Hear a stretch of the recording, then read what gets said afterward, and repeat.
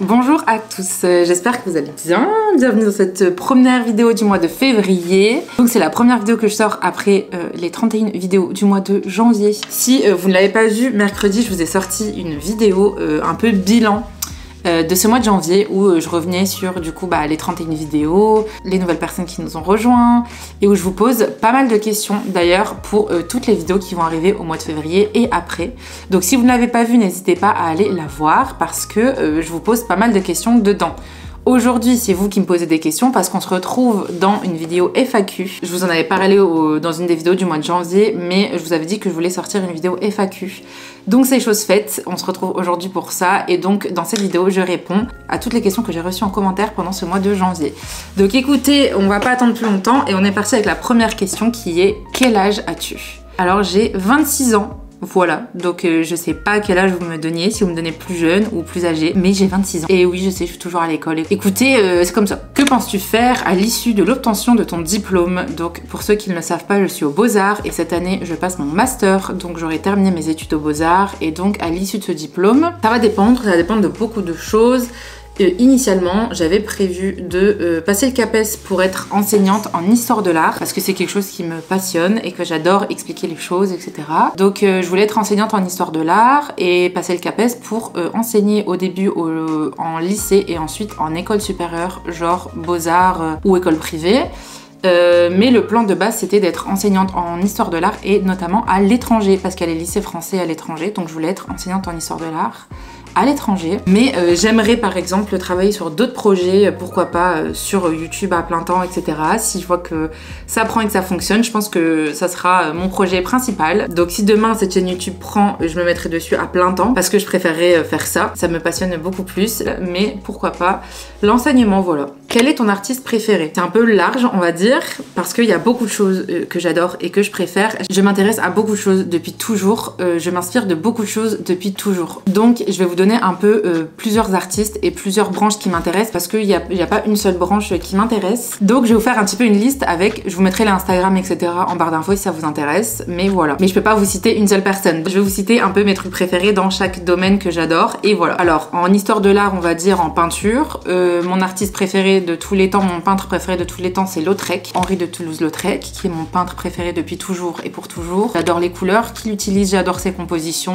j'adore la façon dont il a de peindre les gens. C'est vraiment mon peintre préféré. J'ai eu la chance de le voir d'ailleurs en vrai et du coup de voir ses peintures en vrai et c'était, ça m'a fait quelque chose quoi. C'était très fort pour moi. Donc voilà, c'est le peintre que j'aime le plus. J'adore aussi ses affiches autant que ses peintures. Voilà, parce qu'il a travaillé comme affichiste, on va dire. Sinon, en maison de mode, que je regarde beaucoup, donc du coup, le luxe, j'en achète pas, hein, parce que j'ai pas l'argent. Et c'est pas trop mon truc. Mais par contre, je regarde énormément les défilés, les nouvelles collections, etc. C'est quelque chose que je regarde beaucoup parce que j'adore les couleurs, les compositions, les formes. Ça change, c'est inspirant pour plein d'autres choses que le graphisme ou l'art en général. Donc, du coup, je regarde beaucoup. Je suis très intéressée par ça. Donc en maison de mode principalement je dirais Schiaparelli que j'aime énormément. J'adore les formes, j'adore les propositions. Je regarde beaucoup, d'ailleurs je partage beaucoup en story Schiaparelli parce que vraiment j'adore.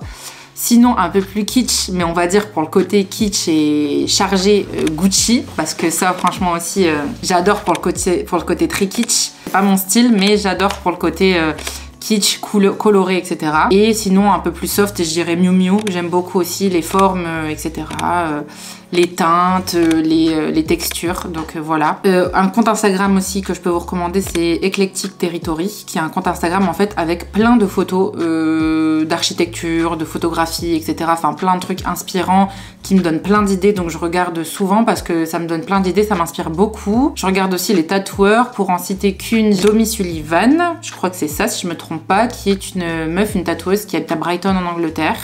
Voilà, j'aime beaucoup aussi sa façon de dessiner, ses illustrations, etc., ce tatouage. En illustrateur, je dirais Francisco Fonseca, je crois que c'est ça. Non, Francisco Fonseca, voilà, c'est ça. Je vous mettrai l'Instagram de toute façon, qui est un illustrateur qui Je fais beaucoup de bâtiments en fait, mais genre en mode un peu illustration, genre comme Klaus et tout, le film d'animation Klaus, mais c'est un peu dans ce mood-là, donc j'adore. Donc voilà. Pour finir, je dirais un compte Instagram de make-up que je regarde souvent, c'est Microsoft. Alors la meuf s'appelle Mei Pang, voilà. Et je regarde beaucoup son compte Insta parce que bah je trouve que très intéressant, je trouve que c'est très juste et donc je regarde beaucoup. Donc voilà, je regarde beaucoup de choses différentes parce que je trouve ça plus intéressant de diversifier ses inspirations. En art, on appelle ça l'œil critique ou l'œil graphique, ça dépend. Et c'est un conseil qu'un prof m'avait donné il y a hyper longtemps. Un prof que j'avais croisé, que c'est pas un prof que j'avais en cours, hein, c'était un prof voilà, que j'avais croisé, j'avais parlé de ça avec lui et c'est un conseil qu'il m'avait donné.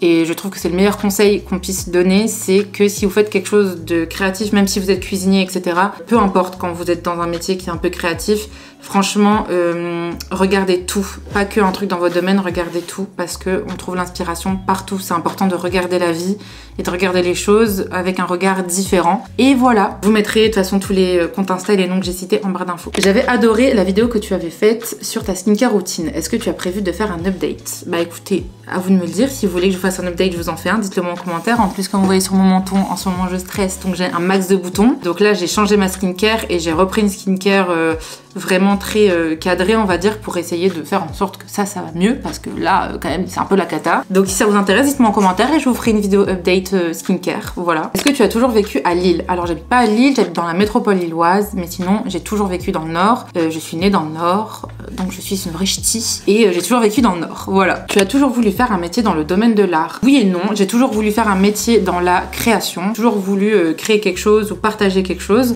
Comme je vous l'ai dit avant, le métier de l'enseignement c'est quelque chose que j'aime bien parce que j'adore partager. C'est pour ça je pense que j'adore autant aussi faire les vidéos YouTube, parce que dans YouTube je peux partager avec vous, mais en même temps je peux créer un peu une vidéo, etc. Mais sinon j'ai toujours voulu surtout travailler toute seule. Donc voilà, ça c'est ce que j'aimerais faire idéalement, on va dire, si je fais pas l'enseignement. J'ai toujours adoré l'entrepreneuriat. Je suis très indépendante, je suis partie de chez moi quand j'avais 18 ans. Dès que j'ai eu 18 ans, je suis partie et j'ai toujours voulu faire quelque chose dans l'entrepreneuriat, créer quelque chose toute seule. J'écoute beaucoup de podcasts sur l'entrepreneuriat, je regarde beaucoup de vidéos.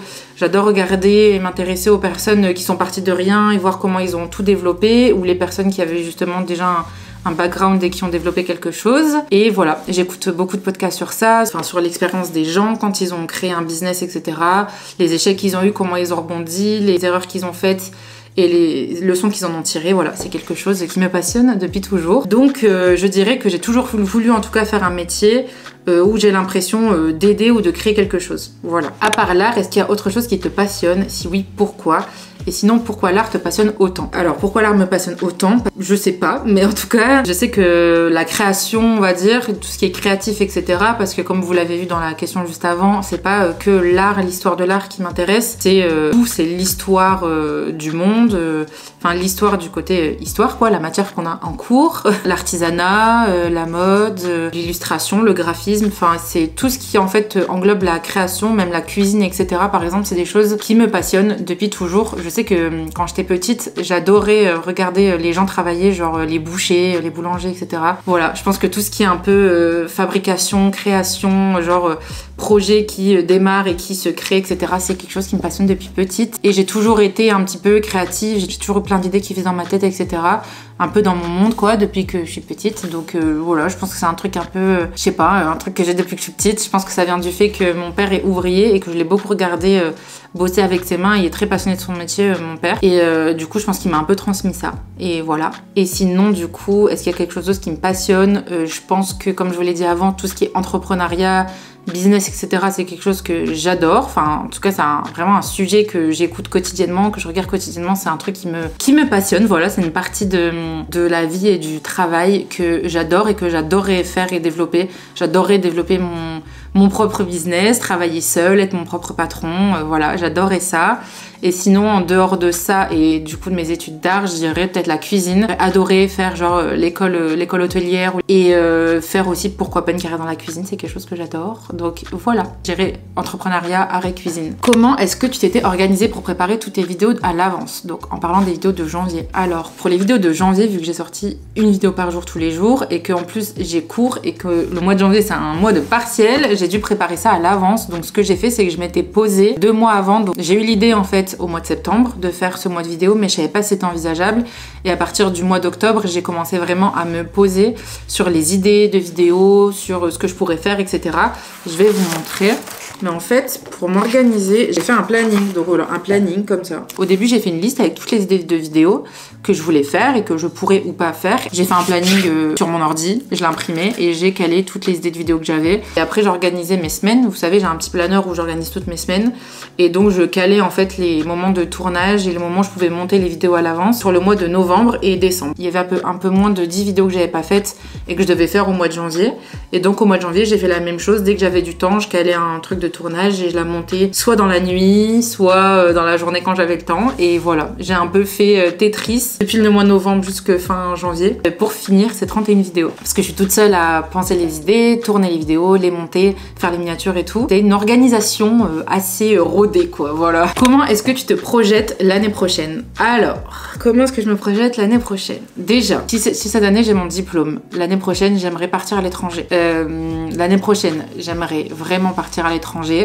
L'année prochaine, j'aimerais continuer YouTube et j'aimerais continuer à développer YouTube. Donc j'ai déjà fait une année de césure entre ma licence et mon master. J'aimerais, pourquoi pas, refaire, on va dire, une année de césure après mon diplôme, après mon DNSEP du coup, que j'espère obtenir. Donc je me dis que peut-être qu'une fois que j'ai mon diplôme, pourquoi pas me laisser 1 an après le diplôme, développer au maximum cette chaîne YouTube. Pourquoi pas aller à l'étranger, voilà. Il y a plein de plans en ce moment qui arrivent dans ma tête et donc je sais pas encore où je serai, mais j'aimerais être, pourquoi pas à l'étranger et continuer YouTube. Voilà. Est-ce que la vidéo fait partie de ton travail plastique ou alors c'est vraiment juste pour YouTube? Est-ce que tu as déjà présenté ta chaîne à tes professeurs ou est-ce que c'est une partie bien distincte de toi? Non, ça n'a rien à voir avec mon travail en cours. Je vous en ai déjà parlé dans ma vidéo sur mes partiels parce que je vous ai filmé mes partiels.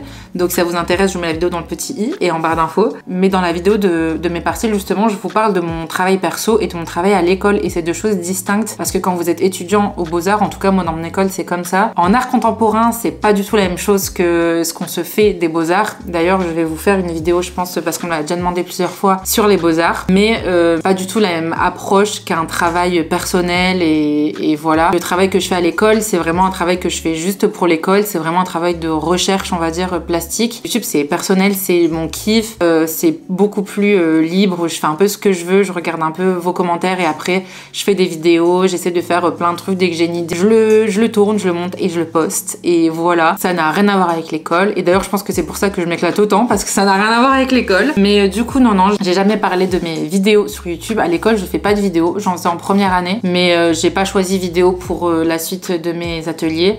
Je fais de la gravure, de la peinture et de l'édition. Et donc, je ne fais pas de vidéo. Voilà. Écoutez, j'espère que cette vidéo vous a plu. J'ai répondu à toutes les questions que j'ai trouvées en commentaire, en tout cas. J'en ai peut-être loupé, mais je pense pas. J'ai été regarder un peu sous toutes les vidéos, donc je pense que normalement, ça doit le faire. Si jamais vous voulez une partie 2 et que vous avez d'autres questions, des questions qu'on m'a pas encore posées ou des choses que vous voulez savoir en plus des questions auxquelles j'ai déjà répondu, n'hésitez pas à les mettre sous cette vidéo. Comme ça, si jamais un jour je fais une partie 2, je regarderai sous cette vidéo les questions que vous me posez, voilà. Si j'ai assez de questions en commentaire, je vous tournerai une partie 2. Voilà, si vous n'êtes pas encore abonné à la chaîne, n'hésitez pas à le faire. Franchement, ça me ferait très plaisir, ça me donne beaucoup de force. Donc j'espère que cette vidéo vous a plu. Moi, je vous fais des gros bisous et je vous dis à la semaine prochaine dans une nouvelle vidéo. Bisous!